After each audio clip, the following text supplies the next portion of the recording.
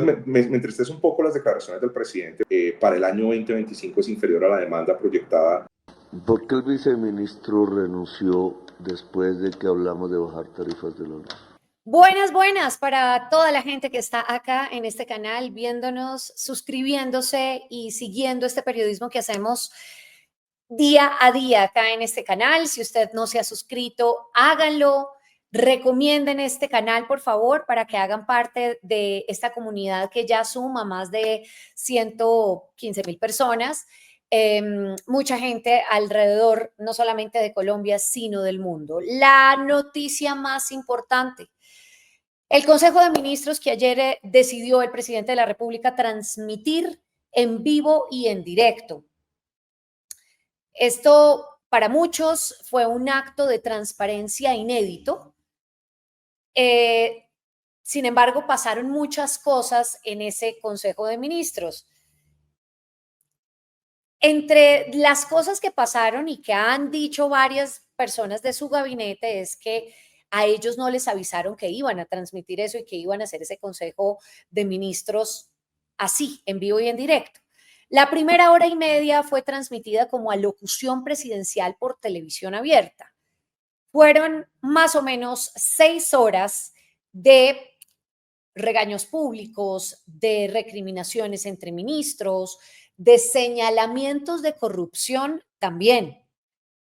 Muy importante lo que dijo el señor de la UNP, que aseguró que habría sido el señor Benedetti responsable de una filtración allí de cosas provenientes de contrabando en la campaña. Es decir, esto pasó en televisión directa y además hubo gritos, hubo declaraciones también incluso de amor al presidente de la República, chistes y decenas de referencias a 100 años de soledad. Yo quisiera que, pues, no les voy a mostrar todos esos momentos. Hubo varios ministros, en su mayoría, que se quejaron por la designación del presidente Gustavo Petro como jefe de despacho al señor Armando Benedetti. Una de esas personas fue Susana Muhammad, que quiero que la vean y que de hecho aseguró minutos después o hace pocas horas, dijo en la W que es insostenible y que si el señor Benedetti no se va, pues es insostenible que ella se quede. Así como lo dijo el señor Jorge Rojas, el director recién nombrado director del DAPRE, quien renunció en la W Radio en el reporte coronel en vivo y en directo también, presentó su renuncia irrevocable al gobierno y así lo han hecho algunos otros ministros. Veamos lo que dijo Susana Muhammad en este Consejo de Ministros. Puedan sentar en esta mesa de gabinete de nuestro proyecto progresista con Armando Benedetti. Bien, muchos se preguntan si lo que está haciendo el presidente de meter al señor Armando Benedetti a su jefe, como jefe de despacho, pues vale la pena o no en este gobierno, debido a todas esas diferencias que ha tenido con varios ministros. Dentro de toda esa locución y todo lo que pasó, el presidente de la República hizo un cuestionamiento. Hubo una renuncia reciente del viceministro de Energía, el señor Javier Campillo, y el presidente se refirió a esto en este Consejo de Ministros. Veamos. ¿Por qué el viceministro renunció después de que hablamos de bajar tarifas de la luz? Presidente, usted como lo sabe, estamos enfrentando en los ministerios y en los sectores. Entonces, ¿quién propuso ese viceministro? Yo cuando llegué, porque presidente... el que puso un viceministro que no entendió cuál era el programa de gobierno, que es bajar las tarifas de la energía eléctrica, entonces estaba haciendo otro trabajo diferente para otros. Y eso no puede ser en ningún ministerio. Viceministro lo escoge el presidente, pero deja de ser los propuestos por los ministros y ministras. Porque lo que aconteció con el Ministerio de Energía me dejó un mal sabor. ¿Cómo así? Entonces, manifestación del pueblo barranquillero, cambio de la norma tarifaria para bajar tarifas, que se quieren burlar de eso, ¿cierto? La empresa XM, que lo que contestó a la prensa es una mentira, Entonces no es que no me haya llegado la última página del anexo del cambio tarifario, del cambio tarifario de la CREC. Bien, Y entonces, es más o menos el reclamo que hace el presidente con ese viceministro. Hoy estamos en Los Protagonistas con ese viceministro, quien acaba de presentar su renuncia. El señor Javier Campillo, muchas gracias por estar acá en Los Protagonistas de este canal. Hola, María Camila, muy buenos días y muchísimas gracias por la invitación. Dice el presidente por qué ese viceministro renuncia después de que hablamos de bajar las tarifas de energía. ¿Usted hizo eso a propósito? No, María Camila, mira, estas son decisiones que uno no toma de un día para otro. De hecho, desde hace mucho tiempo venía considerándolo, sobre todo porque muchas de las decisiones que se estaban tomando alrededor de las tarifas realmente no iban a aportar a unas tarifas necesariamente justas. El presidente conoce mi trabajo desde que entré al gobierno, hice parte del equipo que cuando estaba la exministra Irene Vélez trabajamos en el Plan Nacional de Desarrollo, entonces tengo muy claras cuáles eran las metas de este gobierno en materia de energía, en meta de transición energética justa, en meta de comunidades energéticas, en meta de justicia tarifaria. Y en todos esos ámbitos he trabajado. En la línea de comunidades energéticas desde el IPSE construimos todo un nuevo modelo, o sea, cambiamos completamente la forma de energización de las zonas interconectadas y ese modelo se convirtió en el modelo que después adoptó el Ministerio de Minas y Energía para desarrollar todas las comunidades energéticas en todo el país. Frente a la transición energética justa, articulado con el equipo de la Unidad de Planeación Minero-Energética y las empresas desarrolladoras, la ANLA, la ANI, todas las demás entidades responsables de la ejecución de estos proyectos, logramos casi que multiplicar por 10. Pasamos de 200 megavatios a casi 2 gigavatios en un año en la transición energética justa. Y frente al tema de la justicia tarifaria, pues venimos trabajando en toda una modernización del mercado. Yo normalmente no me expreso como reducción de tarifas, sino como una modernización del mercado, porque realmente en la búsqueda de una justicia tarifaria, todos los agentes de la cadena deben garantizar la sostenibilidad y sobre todo que esto garantice unas tarifas justas para los usuarios. Entonces, en esa medida he tenido muchas conversaciones con el presidente. Mis posiciones suelen ser un poco, digamos, muy directas al respecto. Y frente a la posición yo no me refiero a una nueva fórmula tarifaria, porque realmente lo que se está discutiendo ahora no es una nueva fórmula tarifaria. De hecho, se está trabajando en la nueva estructura tarifaria desde la CREC, pero es un proceso muy complejo que incorpora ajustar todas las medidas. Aquí realmente de lo que se está hablando es de una medida en particular, que es el tema de limitar los precios máximos que se transan en la bolsa de energía, que es donde se transan como ese diferencial de generación de energía. Entonces aquí, y es digamos lo que está en discusión. Entonces me entristece un poco las declaraciones del presidente. Buenas, paso por acá para darles una pausa y decirles que se suscriban rápidamente acá, clic, suscríbanse. Porque no solamente conoce mi trabajo, sino que sabe que todo mi trabajo siempre ha estado comprometido con el Plan Nacional de Desarrollo. Y cuando las decisiones que se toman, de hecho, no van en el sentido de esa transformación y ese Plan Nacional de Desarrollo, me tengo que hacer a un lado. Y desafortunadamente es el caso de estas últimas medidas que desde el análisis técnico que he expresado en diferentes espacios, no nos va a garantizar que realmente ajustemos y por el contrario, podemos generar un riesgo superior que puede terminar aumentando las tarifas para los usuarios finales. Sí, me llama la atención porque usted ha dicho, el presidente conoce mi trabajo, ¿verdad? Sabe quién soy y lo que se dio a entender en ese Consejo de Ministros y en estas declaraciones que acabamos de ver fue como lo contrario, es decir, ¿quién es ese viceministro? ¿Quién lo puso? ¿No? Tiene doble agenda. A esas declaraciones concretas del presidente hacia usted, de esa doble agenda, ¿qué tiene que decir? Mira, yo venía de la academia y mi agenda, como lo dije en un posteo que hice anoche, iba exclusivamente por el bien del sistema energético nacional. Y por eso comencé a trabajar desde IPSE, cambiar las formas de energización y desde el ministerio garantizar el abastecimiento y las tarifas justas. De hecho, en las reuniones también, uno de los puntos por los que se me ha reconocido en diferentes espacios tiene que ver con la descarbonización del sector. Una descarbonización y una transición segura pero rápida. y creo que en todos los espacios yo he dado muchísimas alertas frente a las emisiones de dióxido de carbono que estamos haciendo desde el sector de energía por los rezagos que tenemos en la entrada de proyectos renovables y por eso siempre he insistido mucho en que debemos ser mucho más ágiles en los procesos de licenciamiento, tanto social como ambiental. Incluso en una reunión en el que pues se puso un poco tensa, yo llegué a decir que nosotros realmente en materia de emisiones, pues éramos el gobierno que más emisiones ha generado desde el sector energético, precisamente porque la demanda aumenta y si no aumenta la penetración de fuentes renovables de energía a la misma velocidad, tenemos que hacer uso de nuestras plantas térmicas que generan una cantidad importante de emisiones. Entonces, sí, yo digamos, he sido conocido en los espacios por ser de pronto esa persona que es muy crítica frente a las decisiones, pero que siempre está buscando la mejor solución integral para el país. Es decir, tú no puedes ajustar un sistema desajustando otro componente. Entonces, tenemos que garantizar que se ajusten todos los componentes de la cadena, generación, distribución, transmisión hasta llegar al usuario final. Venga, viceministro o ex viceministro, le hago una pregunta, no como un técnico, sino como una persona, un ciudadano que le prestó sus servicios al gobierno nacional, fue funcionario. ¿Qué cree que está pasando en este momento con esas diferencias dentro del gobierno nacional? ¿Qué cree específicamente, vamos a hablar de lo particular a lo general, qué cree que pasó con usted?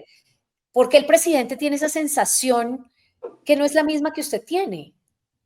No sé, porque además, antes de mi carta de renuncia traté de buscar un espacio, me comuniqué, porque quería expresar no solamente mis preocupaciones para 2025 en materia de energía eléctrica, sino también en materia de gas, porque en este sector las acciones tienen una inercia en tiempo, es decir, tú no tomas una decisión y al día siguiente ves los resultados, sino que tiene una inercia y por ende se tienen que tomar las decisiones con mucho tiempo de anticipación. Entonces, frente a estas preocupaciones, yo venía como haciendo ese llamado, esas alertas, y en las últimas reuniones que hubo en Palacio, pues no participé en esas reuniones, por lo que intenté decir, miren, o sea, y yo hace una semana, un poco más de una semana, dice, mira, estoy pensando en salir porque, pues, sin mis contribuciones técnicas, sin mis opiniones, sin mis aportes, sin mis preocupaciones, no son consideradas relevantes para la toma de decisiones.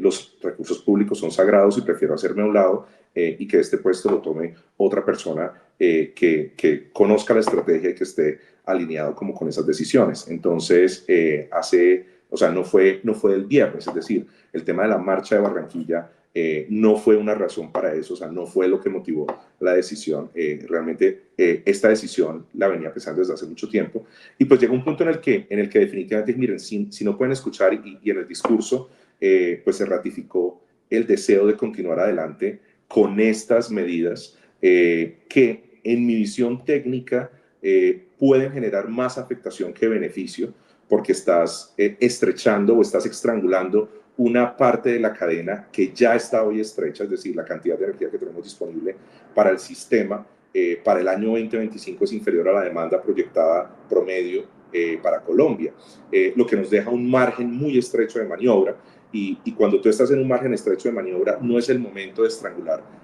la fuente de generación, porque lo que te puede generar es un riesgo de abastecimiento que tienes que compensar con otros mecanismos que tenemos como los que activamos durante el niño, que es cuando tenemos condiciones de estrechez en el sistema y pues eso obviamente nos genera mucho mayores costos para los usuarios, que es lo que normalmente pasa en el niño, que es algo en lo que tuve toda la experiencia el año pasado de lograr pasar pues, el año más seco de los últimos 40 años sin interrupciones, pero entendiendo las implicaciones que tienen para el sistema. Entonces estas nuevas decisiones lo que van a generar es un mecanismo artificial de simular unas condiciones de desabastecimiento de energía permanentes. Es como si estuviéramos viviendo en un niño permanente y ha sido la preocupación que he dicho en muchos espacios.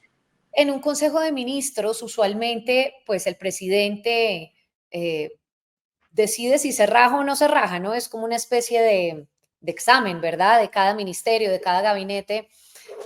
Para usted, el sector energético y en especial el ministro de Energía, ¿se raja en este examen?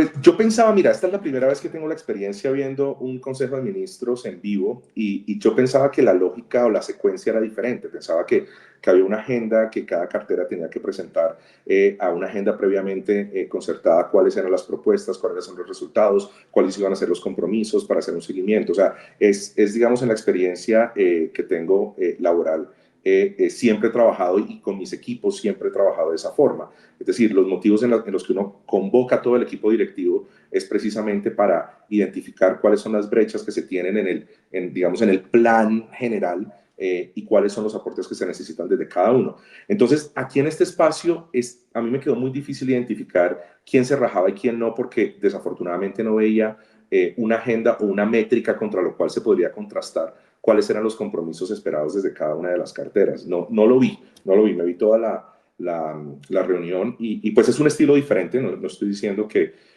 ni lo estoy criticando, simplemente no era lo que esperaba y no es un estilo al que estoy acostumbrado. Claro, en este estilo en el que nadie de hecho ha estado acostumbrado en nuestro país, ¿para usted esto se trató como un acto de transparencia en el que probablemente se vio a un presidente muy solo, viendo cómo había demasiadas diferencias entre unos ministros y otros, el jefe del despacho, cómo llegan y dicen, mire, si viene este señor, no voy a trabajar acá? ¿Esto se pudo hacer en un espacio cerrado? ¿Cree que se pudo haber hecho mejor en otro tipo de espacios? Sobre todo si iba a ser televisado, ¿o cree que esto está bien que para la democracia, como lo ha dicho el presidente de la República en un trino, que se vea en televisión y que se vea que también hay fracturas? Pues entiendo la lógica, o sea, entiendo la lógica de transmitirlo para mostrar la transparencia y de cómo se toman las decisiones pues en las más altas esferas del gobierno. A mí lo que me cuesta de pronto un poco seguir es que sí, pues puede ser por la formación de ingeniería, que sí estoy acostumbrado como a un mecanismo de reuniones pues con una agenda mucho más estructuradas y con unos compromisos y unos tiempos y unos compromisos al final de la reunión. Es decir, entonces, en ese sentido, no me quedó muy claro digamos, como cuál fue el resultado real de la reunión. Me costó trabajo seguirla. Pienso que, pues, como sugerencia constructiva, si se socializa una agenda previa en donde cada ministro sabe cuál va a ser su rol, es decir, y esto se puede comparar, si tú miras en un partido de fútbol, cada jugador sabe exactamente cuál es su rol en el juego y toma pues acciones en respuesta a lo que ya previamente se ha entrenado. Entonces, si uno sabe a qué va la reunión, sabe cuáles son los compromisos y se logra construir entre todos los aportes de cada una de las carteras, cómo cada cartera puede aportar a las metas de otra o cómo se pueden obtener convergencia de resultados, pienso que se puede hacer un trabajo muy constructivo. Aquí honestamente, me costó mucho trabajo seguir la línea de la reunión, es decir, cuál era la línea constructiva de la reunión, me costó un poco, entonces, pero pensaría que en futuros espacios y tomando como esas recomendaciones que todos los medios he visto que están dando, pudiese construir como un tema mucho más ejecutivo. Entiendo que usted es una persona muy técnica y que pues acaba de salir de ese viceministerio. Sin embargo, pues no puedo dejar de preguntarle si cree que la llegada de Armando Benedetti está minando a este gobierno. Pues mira, frente a estos temas, lo que sé es lo que estoy leyendo en los medios. Realmente no conocía la trayectoria de Armando Benedetti pues, digamos, por mi trayectoria muy académica y muy alejada de lo público, realmente no me podría pronunciar como con un conocimiento del tema. Entiendo que hay bastantes inconformidades, eso quedó claro ayer, que muchos ministros están inconformes con su llegada. Pero desconozco, digamos, como toda la historia, ahora me toca hacer el ejercicio para entender un poco más, pero he estado como muy metido precisamente en el tema de energía y por eso trato de no opinar en cosas que se salen como de mi área de experticia. Entiendo, si usted le pudiera dar un mensaje al presidente evidentemente ya se lo dio a través de un trino que vimos en las últimas horas, que de hecho tal vez acá en mi equipo lo tienen acá. Mi única agenda ha sido la operación energética segura, con tarifas eficientes para el país, como lo demuestran todas mis acciones. Si mis recomendaciones técnicas no son tomadas en cuenta, prefiero no hacer parte de las consecuencias para los usuarios. Le agregaría algo más acá, que está teniendo esta oportunidad, digamos, como para decirlo en forma audiovisual y demás, le diría algo más al presidente. Claro, es que y lo dije en mi carta, o sea, yo siempre voy a estar abierto a conversar energía, sobre todo porque yo regresé al país precisamente con ese compromiso. Yo regresé al país para trabajar por el país desde donde esté, y la oportunidad que tuve de trabajar desde el viceministerio me dio una oportunidad increíble para aportar a la transición energética del país.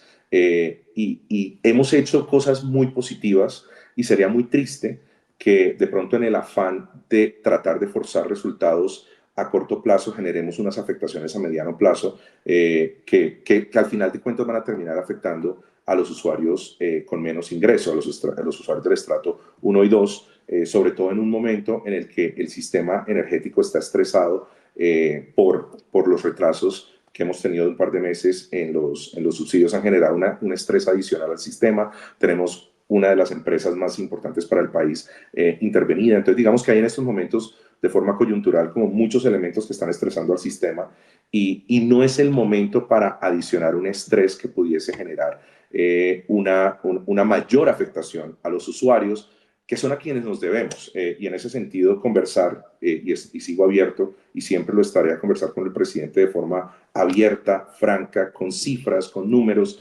y explicar por qué las medidas pueden generar un efecto opuesto al que se está buscando.